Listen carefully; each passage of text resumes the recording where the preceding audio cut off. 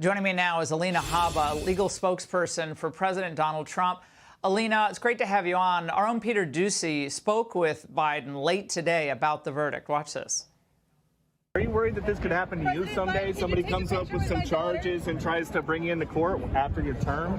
Not at all. I didn't do anything wrong. The system still works. And when Trump says you're just trying to bruise him, what do you say?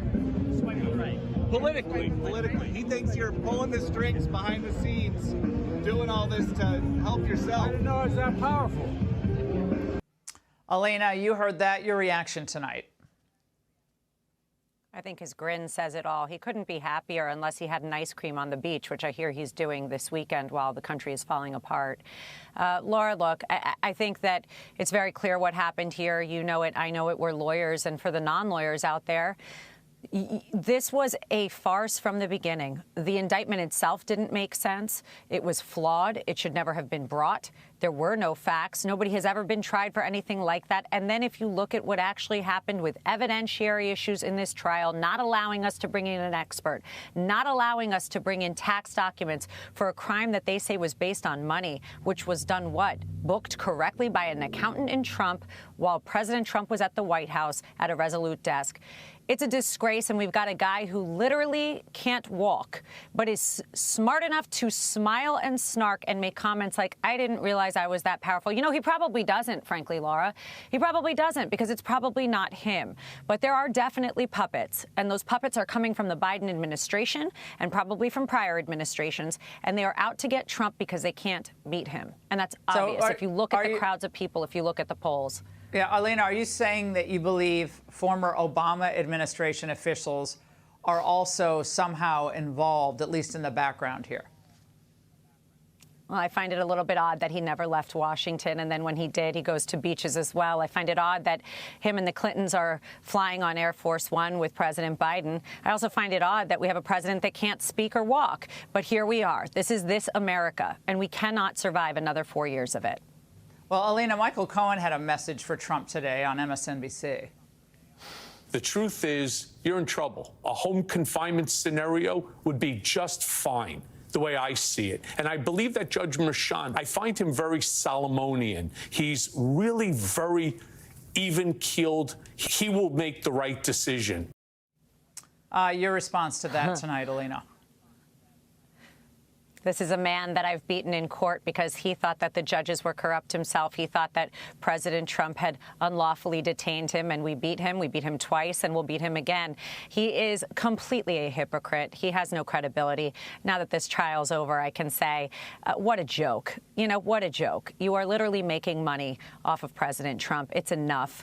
And frankly, if this is what the DAs and AGs of America are relying on, people and individuals like this, again, we're in trouble, and it's pathetic. And frankly, I'll be honest with you, Laura, I don't think they could do it without the Biden administration because their cases are so weak. So they need that coordination. They need the Soros backing to get it done.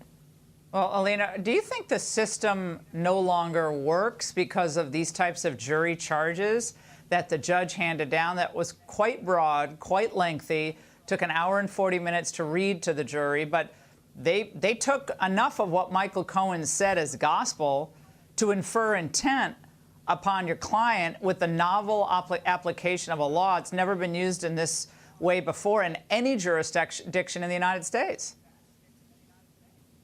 Yes, I do. I think we're broken right now. I think our judicial system is not supposed to be intervened by political ambitions. I think that when that happens, when you have a judge who's a Trump-hating judge, frankly, who happens to get Steve Bannon's case, happens to get Alan Weisselberg, my former client's case, gets it again, puts him back in jail, and then gets Donald Trump's case, I think we got a problem. It's supposed to be random, Laura. There is no way. I have practiced law in New York for 15 years. There is absolutely no way that this happened. I have cases 3 years old. I've never been in front of a judge, and it's supposed to be random. But President Trump, it doesn't work that way. They're out to get him, and guess what? You're only making him stronger. Well, Alina, why haven't you all yet filed a motion to vacate that gag order? After a verdict has come in, gag orders typically are just lifted, but they're now using what former President Trump said today as another justification for going back to Judge Merchan for another penalty for violating the gag order. But why haven't you guys filed that motion yet? They have filed motions in the appellate division. They were under sealed, obviously, and there are motions that we can't discuss. There are obviously still gag orders, but the reality is they have exhausted all avenues, but there are still many. And for the American people, I just want to say, please do not think we do not hear all of the commentary, all of the cases. I get tons of emails of support telling us, look at this case, look at that case.